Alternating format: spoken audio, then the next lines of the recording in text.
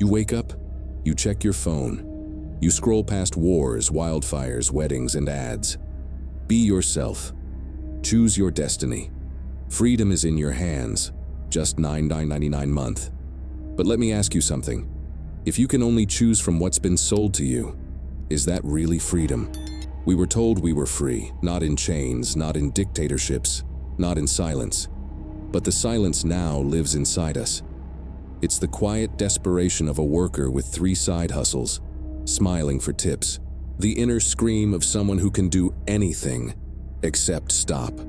You see, the most effective prison is the one where the prisoner believes they're free. This is the brilliance and the brutality of capitalism in its final form. It doesn't conquer you with force, it seduces you with choices. Streaming platforms offer thousands of films, but none can show you how to quit your job.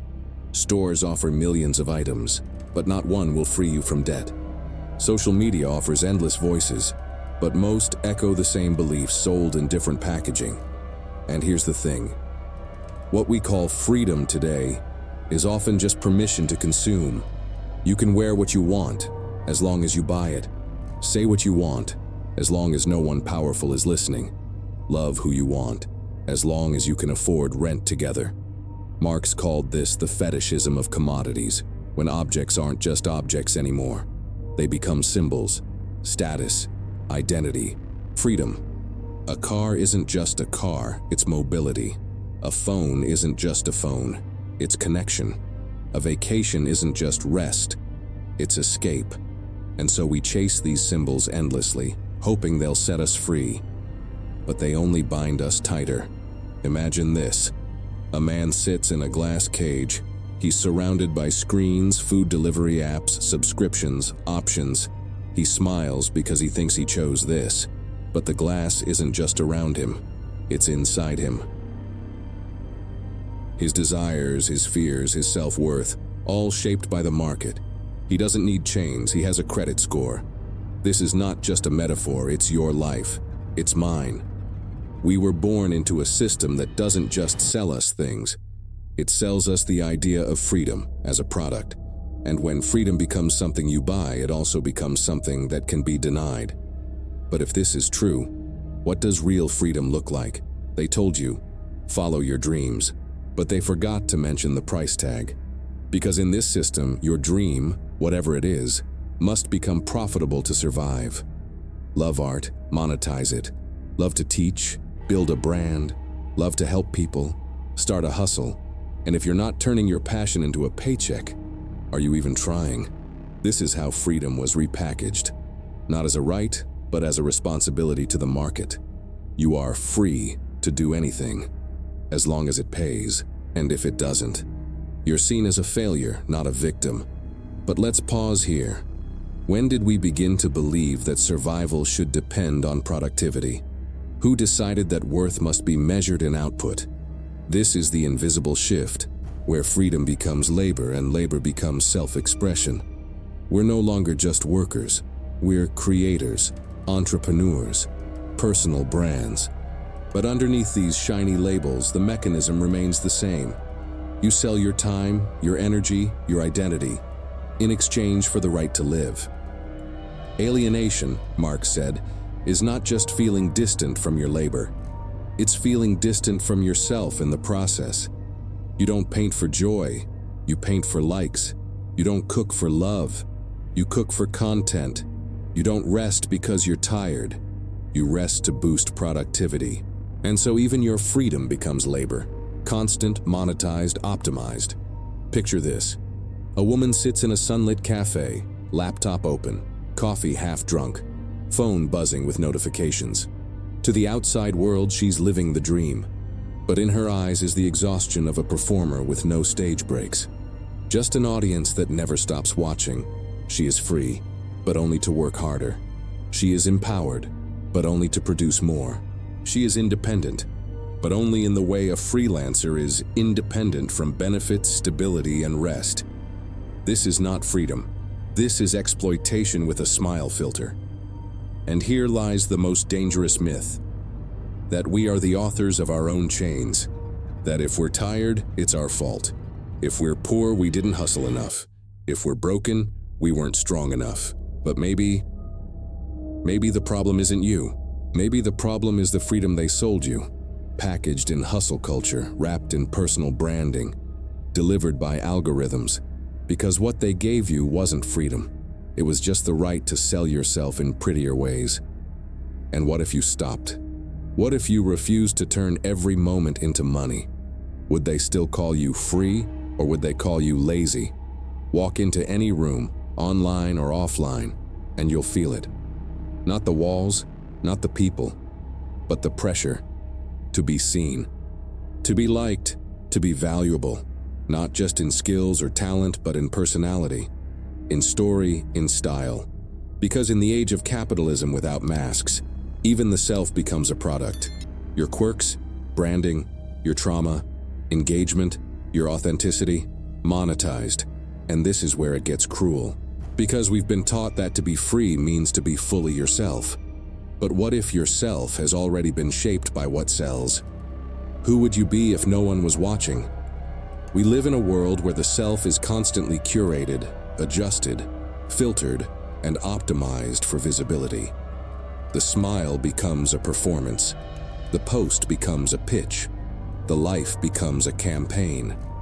Not because you're fake, but because you've been trained to survive this way. Social media didn't create this, just made it impossible to escape. In Marxist terms, this is alienation at its most personal. You're not just alienated from your labor, you're alienated from your soul. You no longer know what you want, only what you should want. And what you should want is always more. More followers, more success, more clarity, more control over a self you didn't get to choose. Because identity, under capitalism, is not a discovery. It's a construction, built with the tools the market gives you. This is how freedom becomes identity capitalism, where you are free to express yourself, as long as your expression has value, as long as it fits the algorithm, as long as it can be sold. Visualize this. A man stands in front of a mirror, but instead of his reflection, he sees ads, each one offering him a version of himself. Be bold, be chill, be productive, be unique, just like everyone else. And so, every morning he chooses an outfit, a mood, a mask, not for himself, but for the market. He leaves the house, not as a person, but as a brand. And here's the paradox. He feels empowered, because this illusion of choice feels like control. But deep down, in the spaces between ads and affirmations, he feels it. The emptiness, that quiet ache of never truly being seen, because even he doesn't know who he is without performance. So let's ask the question, can you be free if you have to sell yourself to be seen? And if the answer is no, then what are we living? Because freedom, real freedom, begins where the marketplace ends. It begins when we can exist without being valuable, when we can breathe without branding ourselves. But until then, we are just products pretending to be people. There's a dark truth we rarely say out loud. Your suffering is profitable. Your burnout sells vacations. Your insecurity sells skincare. Your loneliness fuels dating apps. Your fear feeds the news cycle. Your sadness, that's a whole industry. Mental health awareness, monetized, self-care, sponsored, therapy, now just another subscription service. We're not being healed, we're being harvested. And this is not accidental. Capitalism doesn't just survive in crisis, it thrives in it. Because every wound creates a need, and every need becomes a market. But let's go deeper. What happens when your pain is no longer a tragedy, but a business opportunity? Your anxiety becomes an aesthetic. Your depression becomes content. Your trauma becomes engagement. Even your suffering must be optimized now, shareable, relatable, brand safe. This is what Marx meant by exploitation in its most insidious form. It's not just about stolen labor, it's about stolen meaning. Because when everything is commodified, even healing, there is no place left to simply hurt. Instead, you're expected to turn your breakdown into a breakthrough, preferably with affiliate links. Imagine this: a factory powered not by machines, but by people's pain. Every tear is a drop of oil. Every broken heart fuels the engine. Every sleepless night spins the wheel. And the factory hums, pumping out products that promise comfort, but deliver dependency. This isn't just metaphor.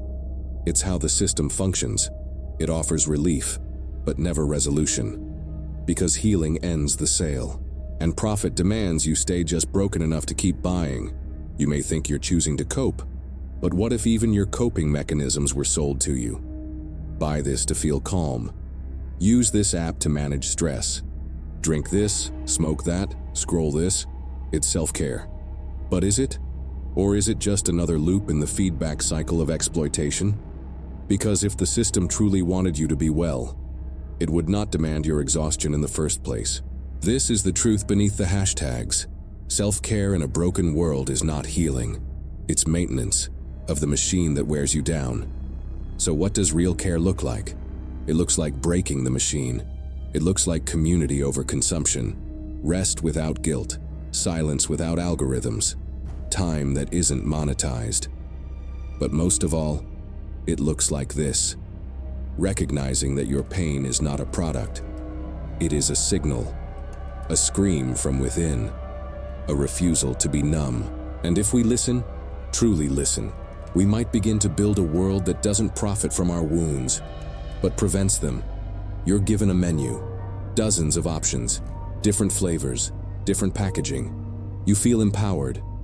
I get to choose. But what if every choice was designed by the same chef? What if the kitchen only served what the owners wanted you to eat? That's not freedom. That's the illusion of choice. And this is the final trick of capitalism. Not just to control your labor, your image, your pain, but to control your very sense of reality. You were told you're free because you can vote, scroll, purchase, customize. But ask yourself, when was the last time your choice led to something that wasn't already pre-approved, monetized, and tracked? You can choose your phone, your shoes, your online identity, but you can't choose to live without selling your time. You can't choose to exist outside the market. You can't choose to opt out of a system that owns the land, the laws, the language. And yet every day, the system whispers, "This is freedom." It's not a cage anymore. It's a mirror. You see yourself reflected back in every product, every ad, every click. And so you believe this is your world. But it's not. It's a stage. And the script was written long before you were born. Marx called this false consciousness. The way dominant ideology makes exploitation feel natural, even noble. You work 3 jobs. You're driven. You can't rest. You're hustling. You're drowning in debt. Just budget better. It's not just control. It's internalized obedience. The system no longer needs chains. It teaches you to chain yourself. Picture this: 1,000 people standing in a vast open field. No walls, no fences, just a sign. You are free to go anywhere. But look closer. Each person is walking in a circle, eyes down, chasing a screen that tells them where to step. They never leave, not because they can't, but because they believe they've already arrived. That's the power of ideological control. It doesn't just limit your movements, it limits your imagination. But here's the radical truth. What if the system was never broken, but built this way? Built to distract you with choices, so you never question the structure. Built to reward obedience and call it ambition. Built to make you think you're the author of your life, while you follow a path paved by profit. Freedom was not given to you. It was marketed to you, packaged in slogans, sold in silence. And now you carry its weight, calling it independence, calling it success. But deep down, you know, real freedom doesn't feel like this. As Marx said, the ideas of the ruling class are in every epoch the ruling ideas. If you want to be free, you must begin by asking, whose ideas are you living? What if you were never truly free, only told you were? What if the choices you made were shaped long before you even realized you had them? And what if everything, your job, your identity, your pain, your desires, had been sold back to you as a product, wrapped in the word freedom? If that feels disturbing, it should. Because the most dangerous prison is the one made of comfort, convenience, and consent. But here's the truth they never tell you. You are not the product. You are the power. And when you begin to question not just what you consume, but why you believe what you believe, you crack the illusion. You open the door. Because real freedom isn't found in what you buy, post, or build. It's found in what you're willing to unlearn. So ask yourself, are your dreams truly yours? Who profits from your choices? And what would your life look like if you stopped mistaking permission for freedom? As Karl Marx warned us, the emancipation of the working class must be conquered by the working class itself. And that begins here, not in revolution with weapons, but in revolution of the mind. If this video spoke to something buried inside you, if it made you pause, feel, question, then don't let it end here. Subscribe for more awakenings. Comment with what freedom means to you. And return, not for answers, but for the courage to ask the questions they don't want you to.